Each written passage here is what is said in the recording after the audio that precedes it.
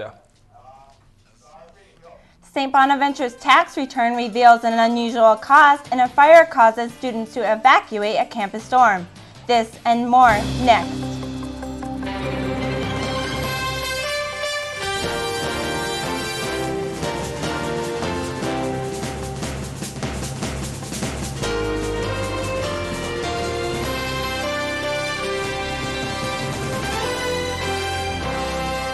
Welcome to Sbu TV News. I'm Maria Costa. And I'm Al Harris.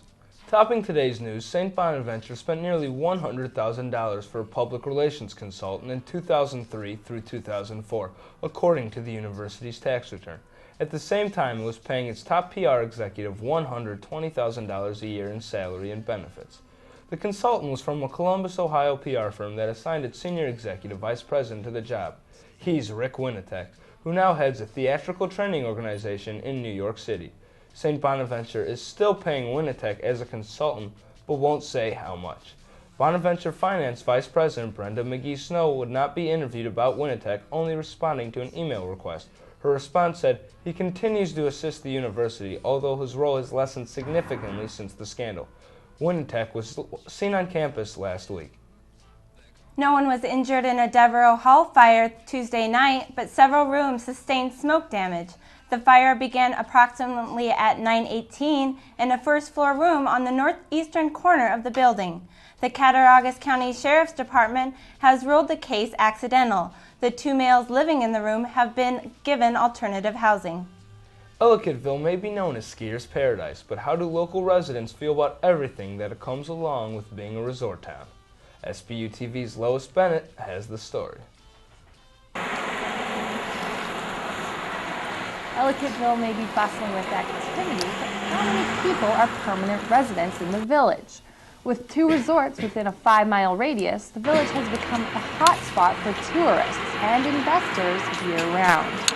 I think that we're finding a bigger variety of people. We're not quite so winter-oriented. People are discovering it as more of a four-season area. It's an investment opportunity that lets them get a little personal enjoyment out of it, too.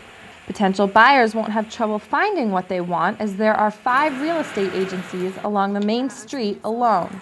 However, the hot real estate market is causing town residents to question their high property taxes.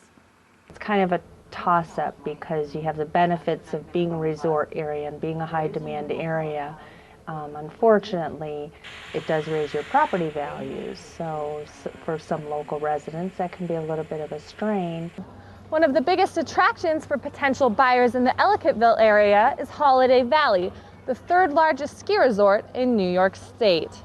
60% of our owners are out-of-town residents, so the majority of our homeowners are from outlying areas. Canada, Cleveland, Pittsburgh, Rochester, Buffalo. But what do the residents who live here year-round think of their high property taxes? In a Buffalo News editorial, Bill Deity, a teacher at Ellicottville Central School, expressed his concern at the lack of children in the area due to expensive housing. Quote, nowadays, less than 3% of the student population at Ellicottville Central School calls the village home. Working-class families have virtually been priced out of the housing market in and around Ellicottville. End quote. As suburbs are proposed around the area, local residents are appealing to developers to create smaller, more affordable housing for those looking to remain in the Ellicottville area year-round. For Sbu TV, I'm Lois Bennett.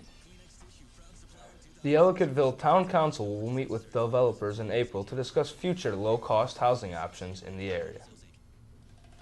Olean budget less than 2 months ago, Mayor David Carucci wasn't sure if the city of Olean would be able to pay some of its employees through the end of January. After the state cut the city an early tax revenue sharing check to help, the mayor has yet another problem, balancing the budget for 2006 and 2007. His current proposal would be raise property taxes 37.8% from $108.28 to $149.23. The proposal also calls for a 21% increase in water rates and a 49% increase in sewer rates. Many Olean residents expressed concerns Thursday night at the Community Council meeting. The way they stand here, this budget is totally unacceptable. I've been in elected office for the last 20 years. I don't think we've ever presented a budget this high. It's getting way, like everybody said here, it's getting way out of line. Sewer, water, you know, we got bills just like everybody else. This council rejected the budget that night, but council members spoke about the proposed budget. Every time we have a problem, let's hit the taxpayers, let's raise taxes. Without water and sewer, we don't have community. If we don't have community, obviously we're not going to be able to collect any taxes. The mayor is trying to make up for the lack of surplus the city has had in the years past and is confident a balanced budget will eventually pass. The budget must be passed by April 15th. A proposed Walmart supercenter is becoming a concern for some local residents, but is an expansion all bad news. Sbu TV's Kara Coleman investigates. It's full of low prices, but not low expectations. After 11 years in Olean, Walmart is hoping to expand their store and their sales. We pull from a 100-mile radius. The consumer is going to be able to take advantage of the savings. And with a larger store, Walmart officials argue there is a greater opportunity and a greater budget to give back to the community they serve. We've given hundreds of thousands of dollars to the community through donations, through fundraising. We have countless hours of volunteerism time from our associates. Our customers are really excited about this. I think it's great, actually. I think the Supercenter is going to definitely bring Olean a better, more business and stuff. Just by driving by, one can see that Walmart has no problem drawing in customers and sales. But is everyone this happy about a Walmart Supercenter? In addition to putting small business owners out of business, they also suck the profits that would normally stay in a community out of that community. While Walmart might make a few token donations in those regards, they're not making the kind of reinvestment in the community. It's just going to do some damage just to some of the stores that are already here in existence. The decision for a Walmart Supercenter is still up in the air amidst the mixed reactions. The best thing that people can do is appear in large numbers to their planning board members. How much larger are we going to allow companies to grow at the expense of local economies? For Sbu TV, I'm Kara Coleman. The March 1st meeting will be held at the Allegheny Senior Center beginning at 7 p.m. I went to a meeting to decide the future of Limestone Elementary School. Here's my report. The town of Limestone was covered in Save Our School signs this week as the Allegheny School Board met on Wednesday to vote on the fate of the Limestone Elementary School. But before the vote, the board held an open forum at the school's gymnasium to hear what residents had to say on behalf of the school. This building open allows us as parents to be the kind of parents we need to be, to parent in the way that we know is best for our children. With Limestone closing, everyone's just going to want to leave because nothing here and they don't want to take their kids all the way to Allegheny. The best thing that ever happened to me was living in Limestone. When you come into this building, you know that the kids are loved here. The impact you have had from this community, you are 9 civil, understanding, very respectable people. So I know for a fact right now, in approximately 45 minutes, you are going to tell this great organization of people, guess what? We're going to keep your school open. At the end of the meeting, the school board voted to keep the school open.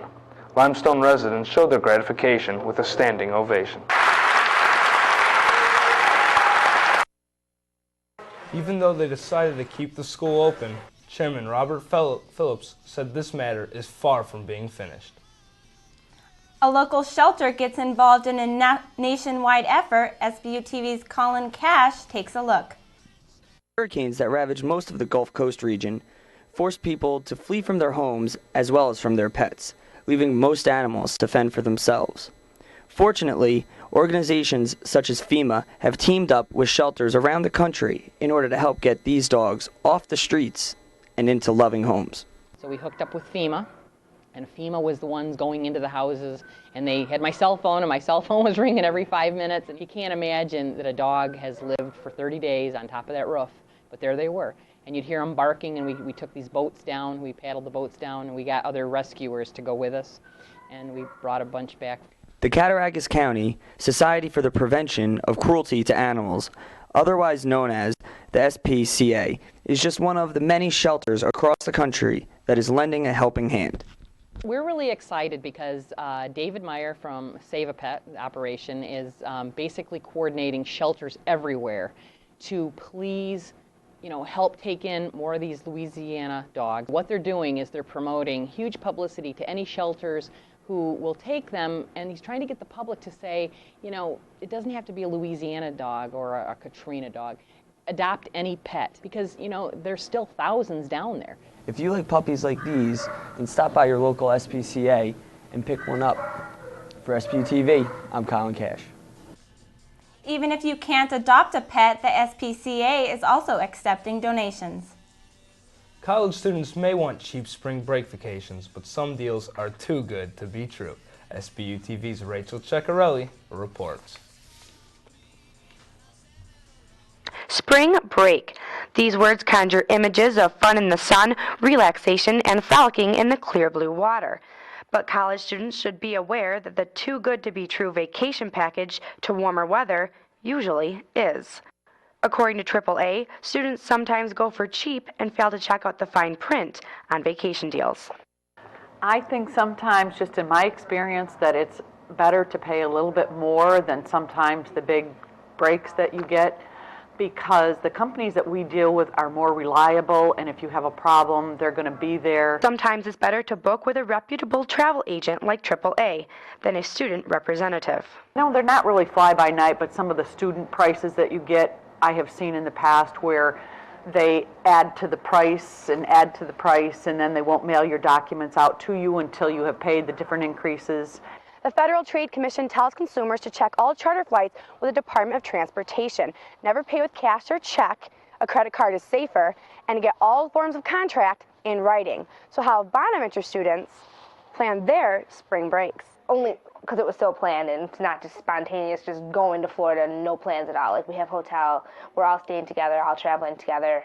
Well, we planned on going somewhere, and we saw their cheap spring break thanks to the Bahamas, and so me and 7 of my buddies are going there. Like, tacked on more prices after your final flight. Yeah, it was originally like $400, and it's now like $700. For Sbu TV, I'm Rachel Ceccarelli. To prevent being taken advantage of by a first-class scam, call the American Society of Travel Agents Consumer Affairs Department at 703-739-8739. The Cattaraugus County Literacy Volunteers held its 6th annual Scrabble Challenge at Jamestown Community College. The challenge is sponsored by JCC and St. Bonaventure and was made up of 54 players on 9 teams. On a day-to-day basis with our adult learners and tutors. It's a teamwork, working together. It's not a competition in any way, shape, or form. The challenge, along with a basket raffle, raised money for the literacy volunteers. Sbu TV's own Justin Fields was a member of the first team words.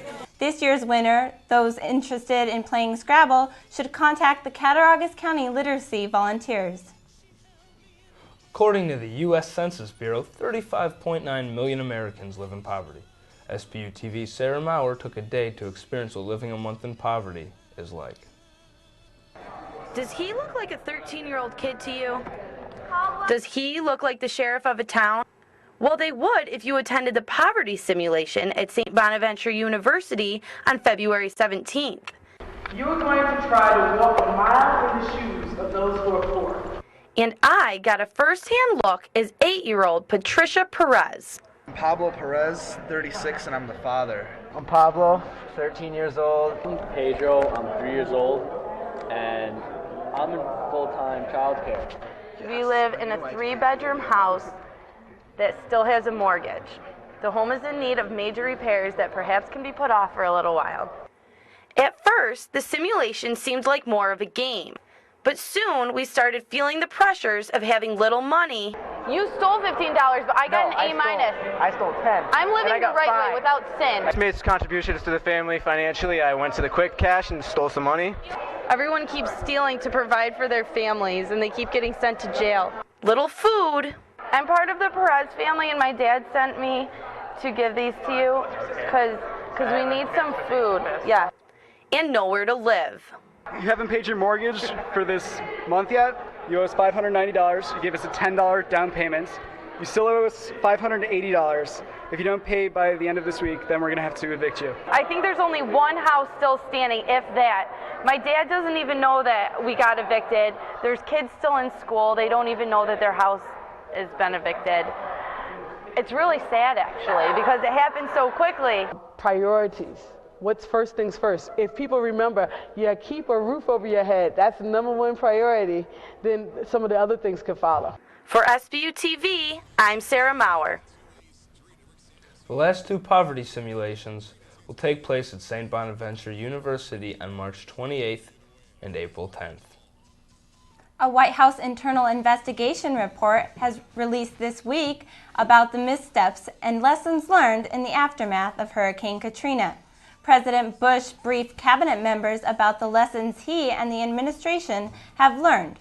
Kyung has a look at the report.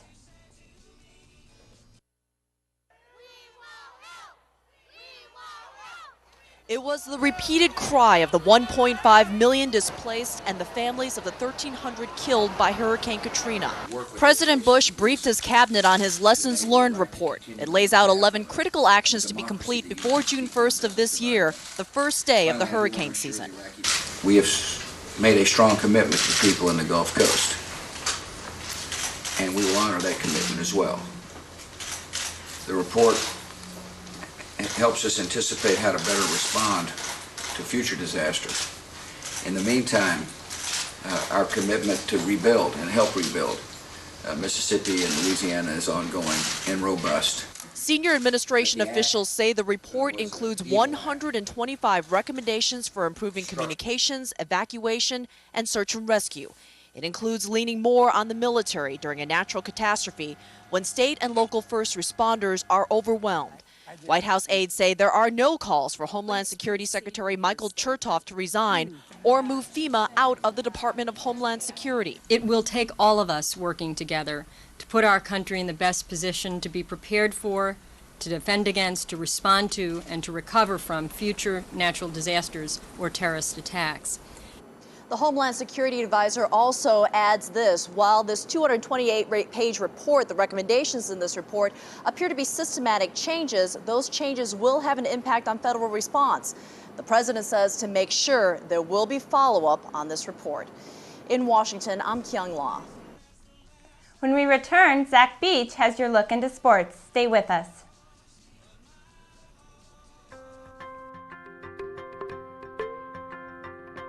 There is really only one boy.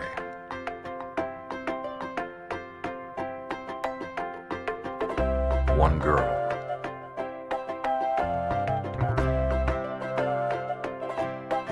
One trade. One forest. One deep, dancing ocean.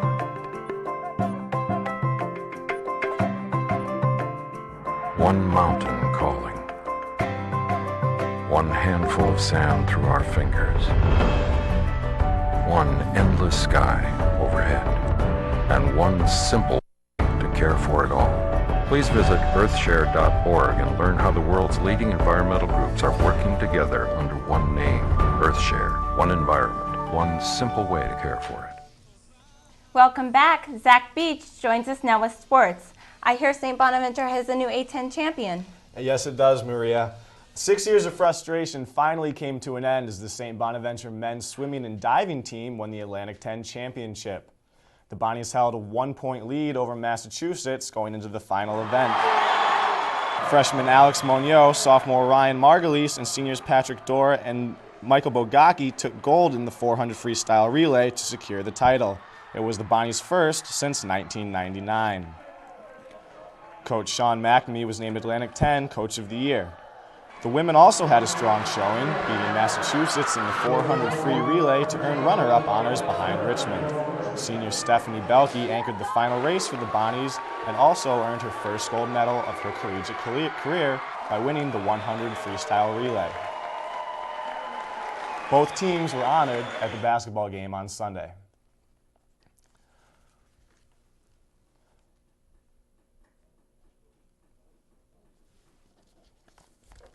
The Bonnies look to win their second straight home game as they welcome Massachusetts to the Riley Center. It was Kids' Day at St. Bonaventure, but there was nothing childish about Rashawn Freeman, who dominated the Bonnies with 25 points and an impressive 19 rebounds. In the first half, it's Teron Diggs hitting Ahmad Smith with a backdoor layup. Smith scored 11 straight points during a 16-4 Bonaventure run. He had a team-high 21 in the game. But then things started going the right way for UMass as Dante Milligan gets the bounce to bring the Minutemen within 2. Mike Lee had a big game for the Bonnies, scoring 18 points and nabbing 6 rebounds, but it was a 37-32 UMass lead at the half. Bonnies looking to come back in half number 2 as Smith drives the baseline for a tough bucket. Stefan Lasme does one better as he drives to the lane for 2 of his 11 points. Mike Lee right here grabs one of the few Bonnie offensive rebounds for the easy bucket, and the game is tied up 42. Off the inbound play, Lasme gets the ball and puts it up. Lee tries to keep it close with a dunk of his own, but the Bonnies were undersized in this one as they fell to the Minutemen 72-64. The men's team is now 7-17 on the season. They will look to get conference win number 2 this weekend as they take on Duquesne. With the basketball season winding down, Sbu TV's Mike Hayes takes a look into the career of one of Bonnie's own seniors. For the past 2 seasons, Ahmad Smith has been the face of Bonaventure basketball. For the second season in a row, he's the team's leading scorer, and for the first time since his freshman year, the 6'5" guard will not finish the season as the team's leading rebounder. He's number 23 on the school's all-time scoring list. Couple that with his 530 career rebounds and almost 250 assists. To be honest, he's probably one of the best all-around players I played with in 17 years of playing basketball. So. His career, though, will most likely be remembered for being a bright spot during the darkest days of Bonnie's basketball. Smith was a promising freshman, averaging over 7 points a game in conference play for a Bonaventure team with a 500 record and postseason aspirations. But on February 24th, 2003, the university ruled junior center Jamil Terrell ineligible. What followed was a national scandal. The team then forfeited their final 2 games. Smith's coach, athletic director, and school president were asked to resign. A few months later, his roommate Calvin Brown and one of his best friends on the team, sophomore Mike Gansey, transferred. Smith had to make a choice. He decided to stay. Just because of the tradition, like I said, just knowing that a lot of the alumni and fans just invest a lot, even the students invest a lot in the program, just didn't want to run away from it. I contacted a couple of schools, but I was just comfortable with Coach Solomon and the staff coming in, but I thought about leaving, yeah. Since deciding to stay, Smith and the Bonnies have suffered through a 3-year record of 16-64, with 3 games remaining this season. It's been rough, I can't lie, but I think I've been doing well on the court. I don't think you can categorize my career over the wins and losses, but it's been good. I just love the environment around here. He's always been a part of teams that don't lose. So it's been kind of tough for him, but he's grown a lot. To a point 3 years ago, it affected his game to where he's so depressed on our losing that it shows in his game. But now he just come back to fight the next opportunity he gets. As a junior, Smith was the only Atlantic 10 player to rank in the top 10 in the conference for points, rebounds, and assists. He also took on a greater role as a leader of the team. When I first came here, he was just whatever everybody else doing, But I've seen him emerge from that to the head of the snake, to the one who's calling the shots and the one who's directing people on the court, off the court also. So he's grown a lot in the leadership area.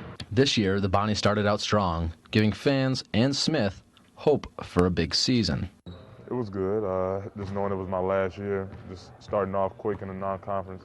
But we fell off in A-10 play. Hopefully we can finish up these last couple of games on a good note. On Wednesday night, March 1st, Smith will run through these doors onto the Riley Center court one final time, when the Bonnies host the number 6 ranked team in the country, George Washington. Ironically, the same team the Bonnies faced right after Terrell was declared ineligible. Yeah, I expect a big night. A couple of the guys going to come in and have it a little crazy. Hopefully I can have a good game in my career and on a good note. Just how will Ahmad Smith be remembered? He'd probably be one of the best all-around players to play here. Just someone that gave it his all. Just remember that I stayed here between all the hard times, just tried to get this program back to where it was.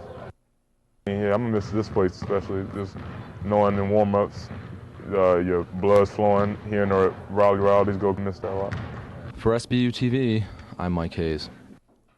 Smith plans to continue his basketball career after college, either here in the United States or in Europe. The women's basketball team lost a pair of Atlantic 10 games against Massachusetts and Rhode Island.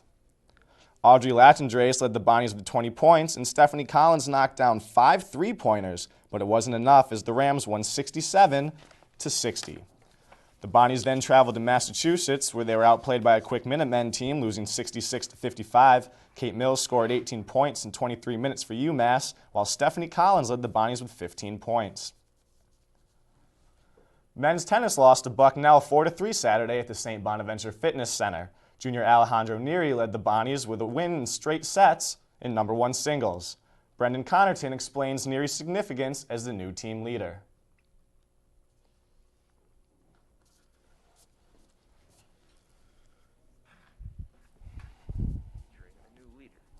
Junior Alejandro Neri has taken over both the number 1 singles and doubles spots for the season. Neri earned the spots after former teammate and last year's Atlantic 10 Player of the Year, Mario Arce, graduated. How prepared is Neri for the challenge? He's a very similar leadership to Mario, that he's quiet, he doesn't really say a lot, he does most of his work on the court. We graduated 3 seniors last year.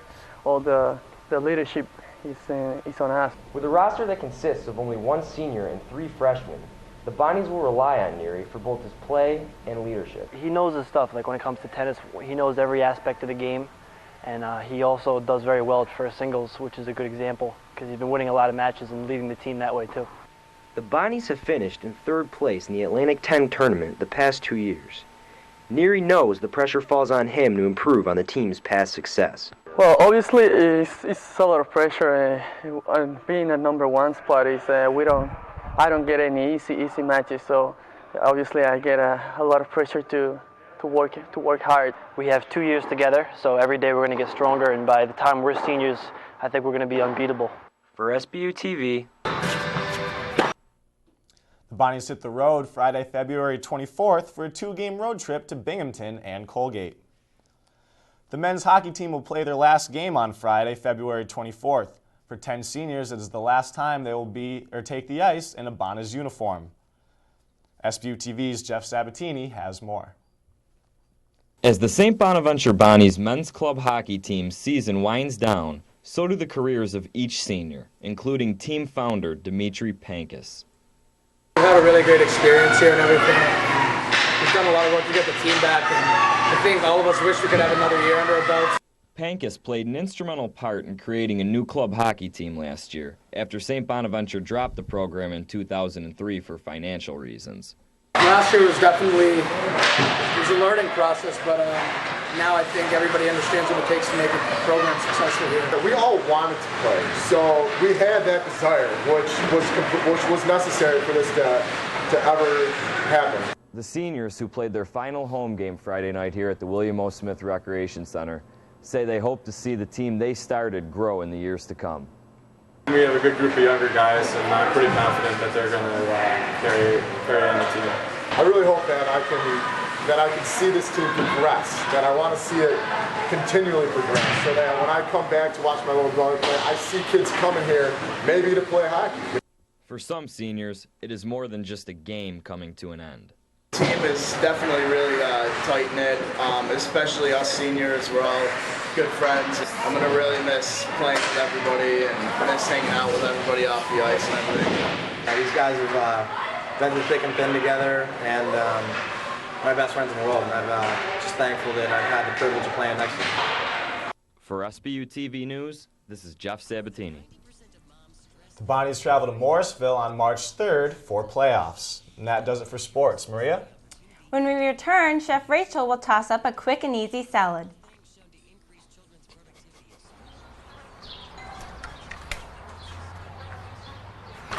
Mrs. Abruzzo, I'm here with the Neighborhood Watch. Yes! Yeah. Oh, no.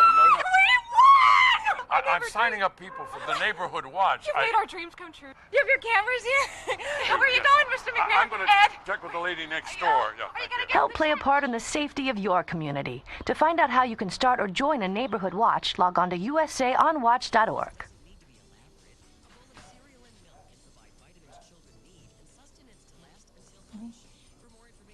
Welcome back. Rachel has for us a low-calorie dinner before we hit the beach for spring break.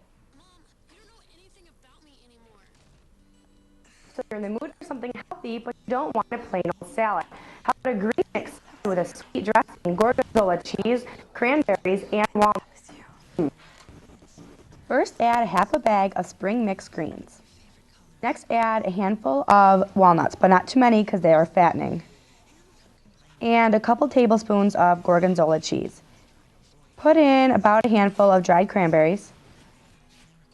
Lastly, add the sweet Vidalia onion salad dressing. And mix. See, it's quick, easy, and requires no cooking. And it's under 400 calories. For College Cooking 101, I'm Rachel Ceccarelli. Enjoy. Join Rachel next week for College Cooking 101. That's all for SBU News. I'm Al Harris. And I'm Maria Costa. For Zach Beach and all of us here at SBU TV, thanks for watching. We leave you now with halftime footage from the men's basketball game.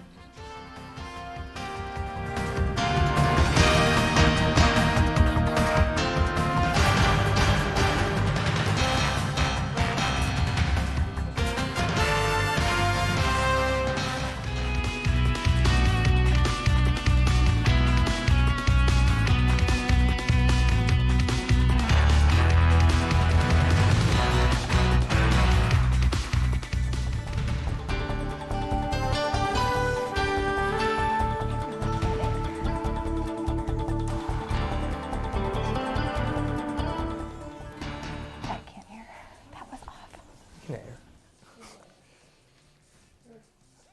that was fantastic.